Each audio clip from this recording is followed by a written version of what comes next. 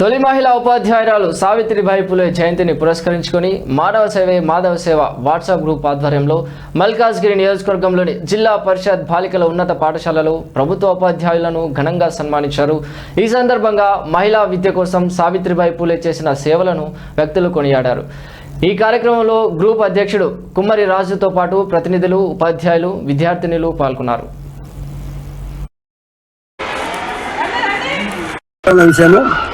మన ప్రభుత్వం ఈరోజు మన జ్యోతిబాయి పూలేది సావిత్రిబాయి పూలే ఒక ఆశయాలను నెరవేర్చడానికి మహిళలకు అందరికీ విద్య రావాలనే ఉద్దేశంతో తర్వాత మహిళా ఉపాధ్యాయులకు ఈరోజు మా యొక్క మానవ సేవ యొక్క సంస్థ నుంచి వారికి చిన్న కానుకగా ఇచ్చాము।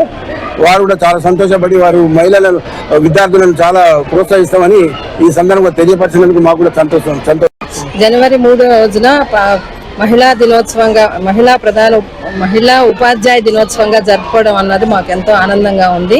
రాష్ట్ర ప్రభుత్వం కూడా సావిత్రిబాయి పూలే జన్మదినోత్సవాన్ని మొదటి మహిళా ఉపాధ్యాయ దినోత్సవంగా జరుపుకోవడం అని ప్రకటించడం అనేది కూడా మాకు ఎంతో ఆనందాన్ని కలిగించింది। ఈరోజు మానవ సేవే మాధవ సేవ అనేటువంటి ఫౌండేషన్ వాళ్ళు మా పాఠశాలకు ఇచ్చేసి మహిళా ఉపాధ్యాయులందరినీ కూడా ప్రోత్సహిస్తూ సన్మానాలు చేసినందుకు మేమందరూ గర్విస్తున్నాము।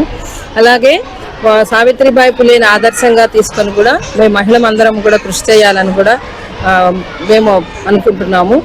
అలాగే మానవ సేవ మాధవ సేవ అనేటువంటి ఫౌండేషన్ వాళ్ళందరికీ కూడా మేము ఎంతో కృతజ్ఞతలు తెలియజేస్తున్నాం। సో మీరు అమ్మాయిల కోసము మహిళల కోసము ఎంతగానో శ్రమించి 200 సంవత్సరాల ముందునే సావిత్రిబాయి పూలే గారు మీ రైట్స్ కోసము అంటే బాల్య వివాహాలు, మూఢ నమ్మకాలు, తర్వాత శిరోమండలం ఏదైతే ఉందో అంటే అప్పుడు భర్త చనిపోతే అమ్మాయిని జూటు మీద తర్వాత సతీ సగమనం అంటే భర్త